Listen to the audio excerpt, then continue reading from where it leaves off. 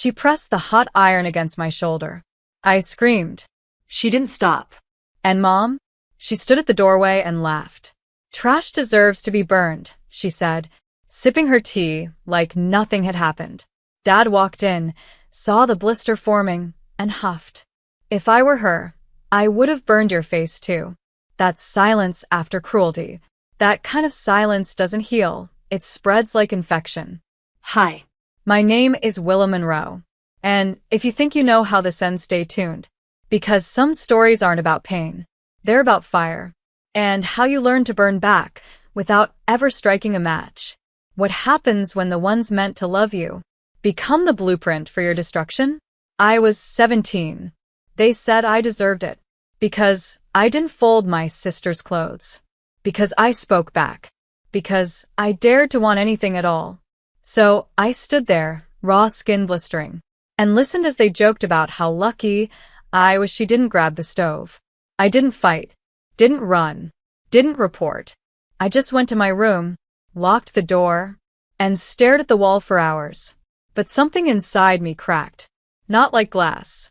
Like ground during an earthquake. From that day forward, I stopped asking to be loved. And started planning how to make them remember me. Not with revenge. Not with rage. But with silence so loud it would echo through their lives like a warning siren. Because when someone burns you, you don't heal just to forgive.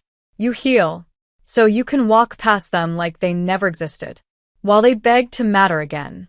I wore long sleeves for weeks, even in summer.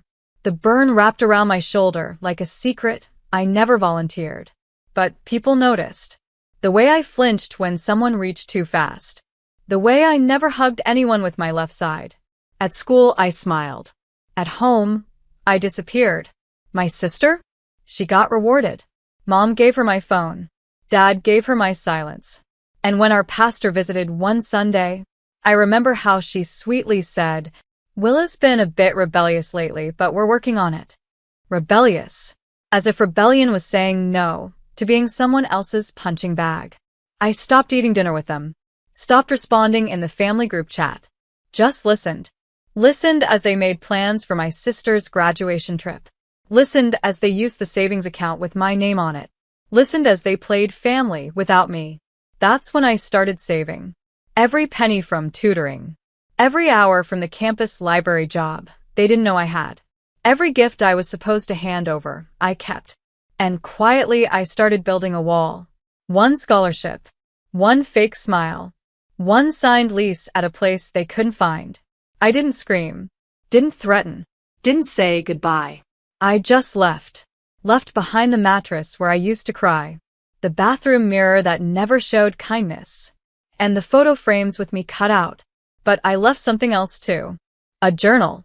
Tucked under my old bed. Detailed. Precise. Page after page of everything. What they said. What they did. How often. Names. Times. Even receipts. Because when people think they own you, they never imagine you might keep the proof. Especially when your silence was never weakness. It was strategy. And they hadn't even begun to unravel. The first time they realized I was gone, they didn't call. They sent a message to my college roommate. "Tell Willa her sister's birthday is Saturday. Don't make a scene." A scene? They were worried about appearances. As always, I didn't reply. Instead, I made a donation anonymously to a domestic abuse shelter in my sister's name, with a note, "For the ones who heal instead of hurt." 2 days later, the shelter posted publicly, tagging her social media. The comments flooded in. "Wow, didn't know you supported survivors. So proud of you for using your platform." She was livid. Called me from a blocked number, yelling, "You think this is funny? Making people think I care about that crap?" I didn't speak. I just let her rage bounce off the silence. Then I hung up. That night, I opened my laptop, pulled up the journal scans I had secretly backed up, and uploaded them to a private drive. Password protected. Scheduled. Set to release automatically to every family member, school counselor, church leader. If anything ever happened to me, because people like them, don't go down with confrontation. They crumble under exposure. And I was done letting them write my story in bruises. My landlord handed me a letter that week. Certified mail. From my parents' lawyer. Apparently, they wanted access to my college fund. Claimed it was family property. That I owed it to them, since they raised me. I laughed. Raised me? If trauma was currency, they'd be billionaires. I replied, through my attorney. 3 words, see you there. Let them come. Let them explain in court how they used my money to buy dresses and dinners for the sister who seared my skin. Let them stand under oath and answer how a 17-year-old paid rent while they vacationed in Aruba. I wasn't scared anymore. I wasn't a child hoping for softness. I was the storm. And their house of cruelty? It was built on sand. They came to court in matching blazers. My mother smiled at the judge like she was greeting a neighbor.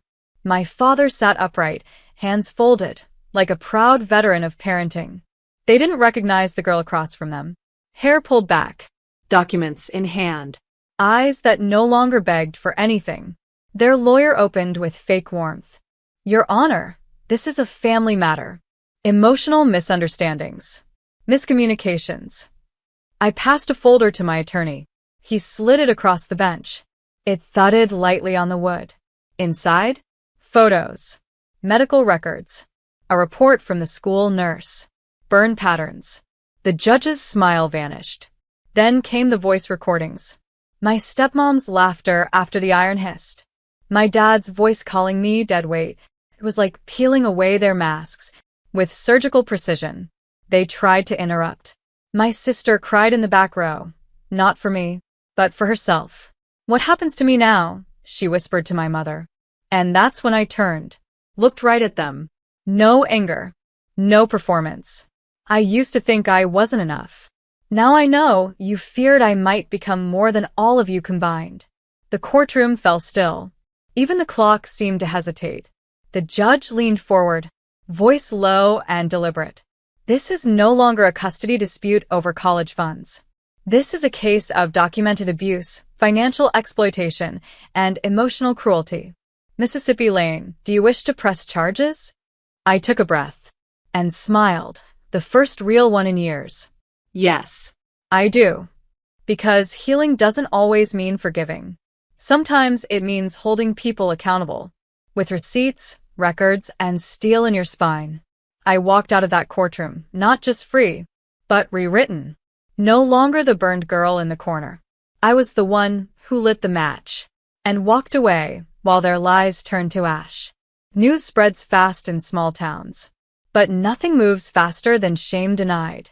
By sunset, they were already spinning it. My aunt posted, "Family is sacred. Some wounds should be handled privately, not paraded in court." I didn't reply. Instead, I took a walk. No headphones. No distractions. Just me, breathing in the kind of silence they always filled with guilt. The next day, I got a call. Blocked number. A man's voice. "You think you're better than us now?" I hung up. 2 minutes later, another call. My cousin. Whispering. "They're planning something, Willa. A public statement. They want to smear you. Say you're unstable." I didn't flinch. Instead, I logged into the backup drive. Remembered every insult. Every night I bled through my sleeve. Every time I was told I was too sensitive. Too selfish. And then I uploaded one more thing. An old video. Grainy. Phone shaking. My sister filming herself, laughing. While I lay on the floor, crying, a welt across my back. She had posted it years ago. Captioned, "When trash tries to fight back, face with tears of joy." I kept the original. Now it was public. No edits. No filters. No excuses. The internet didn't take kindly to that version of royalty. Her job called it disturbing. Her university called it grounds for disciplinary review. Suddenly, my phone was buzzing nonstop. Family group chat on fire. Threats masked as concern. "Willa, this could ruin her life. You don't want that on your conscience." I sent one reply. "Neither did you. But here we are." Because When you spend your whole life surviving people who rewrite history, you learn to carry the receipts. And I wasn't just surviving anymore. I was curating their downfall, frame by frame. The first time they showed up at my door, they didn't knock. Just stood there. My stepmother in designer sunglasses. My father with that tired, performative sigh. "We just want to talk," he said. I stepped outside and closed the door behind me. The porch felt colder than it should have. She spoke first. "This little drama of yours has gone too far." My jaw tightened. Dad added, "You've embarrassed the family. You've made your sister unsafe. She's had to delete her socials. You know what that does to a girl." I looked him in the eye. Slow. Calm. "You taught me that actions have consequences. I'm just making sure yours finally do." Stepmom leaned in, voice syrupy. "Be reasonable, Willa. Take down the posts. Drop the charges. We can discuss compensation." Ah. There it was. The bribe wrapped in a motherly tone. I smiled. "Sure," I said. "Let's go inside." They relaxed. Until I added, "Right after you sign this." I pulled out a small manila envelope. Inside, an affidavit, a public apology draft, and a notarized agreement relinquishing all rights to my trust fund and property. Stepmom hissed, "You ungrateful little snake." Dad stepped back unsure. I tilted my head. "My therapist says snakes are sacred in some cultures. Shed their skin. Start again." She tore the envelope in half. I didn't flinch. "Okay," I said. "Then I'll just add this footage to the case file." I pointed to the doorbell camera, the one blinking red since they arrived. Dad paled. Stepmom turned to leave, muttering curses. Me? I stayed on the porch a little longer. Let the sun warm my arms. Let the silence hold me. Because I wasn't the girl who needed their approval anymore. I was the woman rewriting the bloodline story. No longer begging for a seat at the table. I was building my own. And they weren't invited. By the end of the week, everything shifted. My sister's scholarship? Revoked. The university cited evidence of violent misconduct. Stepmom's social circle? Gone quiet. The charity she co-chaired dropped her name from the website. Dad's real estate license? Under investigation. Apparently, assaulting a minor, even years ago, leaves a trail that licensing boards don't like. I didn't celebrate. I just watched it unfold like rain after drought. Expected. Necessary. They called again. This time, my stepmom cried. "We didn't mean to hurt you. We were just overwhelmed." I stayed quiet. Then she said it, the line I'd waited my whole life to hear. "You were right." But she followed it up with, "And you've made your point, Willa. Now stop. Please. Be the bigger person." There it was, the old trick. Use maturity as a leash. Guilt as a muzzle. I didn't take the bait. Instead, I sent a message to every major news outlet that had reached out. Told them the story was theirs. With evidence, interviews, court filings. One outlet ran a feature the next day. She was burned with an iron at 15. Now she owns the family that tried to erase her. The comments section exploded. Women from everywhere shared their own stories. Some said, "Same." Others said, "I needed this." But one comment stood out. Her silence didn't save them. Her voice destroyed them. That night, I sat by my window, candle lit, journal open, and for the first time, I didn't write about pain. I wrote about power, about rebuilding, about legacy, because I wasn't a victim anymore. I wasn't their scapegoat. I was the story now, and the story was just about to reach its final page. The day their house went up for auction, I didn't go to watch. I didn't need to. I'd already seen enough of their destruction. I just wanted peace. But peace wasn't quiet. It was loud, in the messages I kept getting from strangers who said, "You gave me courage to walk away too." That was the real win. 2 weeks later, a letter came. From Dad. Handwritten. Shaky. "We lost everything. Your sister's angry. Your mother's broken. But I see now. We were the ones who burned you. Over and over. And you carried the scars while we carried pride. I'm sorry. I don't expect forgiveness. I just want you to know, I'm proud of you for surviving us. I folded it, put it in a box with old photos. Because forgiveness isn't a gift you hand out. It's a decision to stop carrying the fire. That weekend, I stood on stage at a local women's conference. Not as Willa, the burned girl, but as Willa Monroe, writer, speaker, advocate. I share my story, not the gore, not the details, just the truth. They told me I was trash, but I turned ashes into a blueprint. Sometimes you don't rebuild the bridge. You build your own city.